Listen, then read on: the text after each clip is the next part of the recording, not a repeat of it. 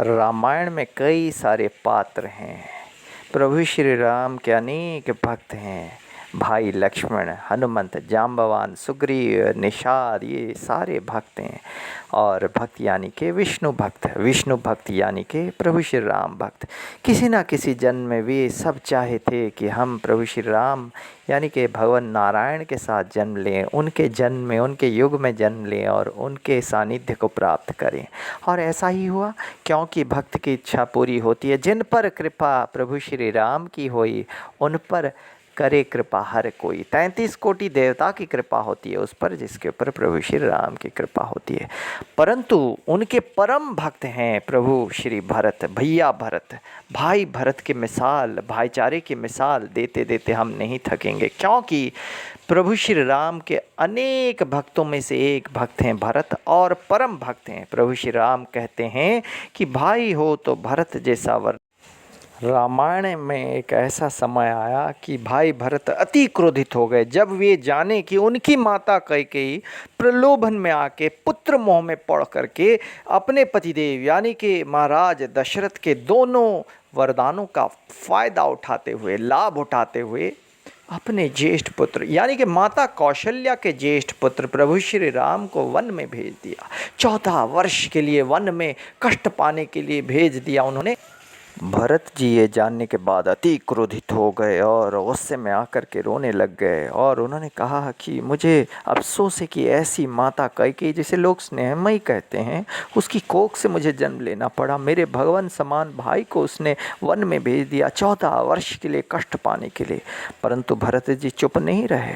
तुरंत तत्पश्चात वो निकल पड़ते हैं वन में और जा कर के अपने भाई के सामने गुहार लगाते हैं। कहते हैं कि हे राजा राम, हे असली राजा राम, हे योग्य राजा राम, मेरे भगवान श्री नारायण, श्री जगदीश्वर राजा राम, आप वापस आ जाएं भार्या सीता समेत और भाई लक्ष्मण समेत अयोध्या में। अयोध्या ही आपके लिए है, आप अयोध्या के लिए हैं। आप आएं और सिंहासन में विराजित हो जाइए।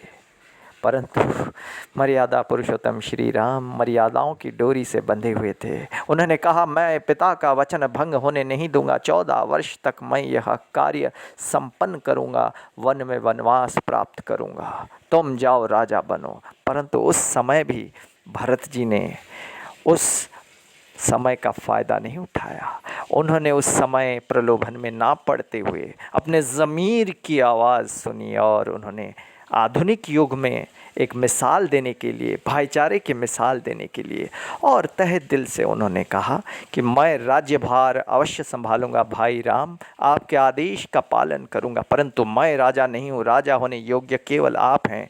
मैं आपकी पादुका को वहाँ पे स्थापित करूंगा और आपके और स्वर्गीय पिता महाराज दशरथ के प्रतिनिधि समझ के अपने आप को वहाँ राज्य का प्रतिनिधित्व करूँगा, आपका प्रतिनिधित्व करूँगा। जब तक आप नहीं आएंगे मैं भी एक वनवासी की भांति वहाँ रहूँगा और राज्यभार संभालूंगा, मेरा कर्तव्य मैं निभाऊंगा। परंतु राजा नहीं बनूंगा। मेरे लिए राज्य या राजा कोई मायने नहीं रखता है, मेरे लिए कोई वस्तु मायने नहीं रखता है। मेरे लिए केवल भक्ति और प्रेम, और प्रेम करो तो प्रभु श्री राम का प्रेम और प्रभु श्री राम की भक्ति ही मायने रखती है।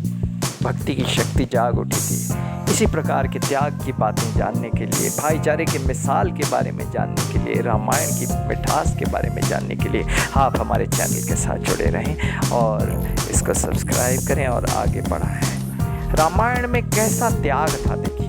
और आधुनिक युग में भी, आज के युग में भी प्रत्येक भाई को जानना चाहिए कि भाई हो तो प्रभु श्री राम जैसे, भरत जैसे भातृभक्ति हो तो राम भक्ति जैसी भातृभक्ति होनी चाहिए। और वस्तु मायने नहीं रखता है, कोई विशेष वस्तु को प्राप्त करने के लिए प्रलोभन में पड़ना मायने नहीं रखता है। मायने रखता है तो प्रेम करो तो बिन मांगे बिन मोल बिक जाओ। प्रेम करो तो सच्चा प्रेम करो, भक्ति करो तो सच्ची भक्ति करो, क्योंकि प्रेम ही भक्ति का दूसरा नाम है। श्री राम, जय राम, जय जय राम।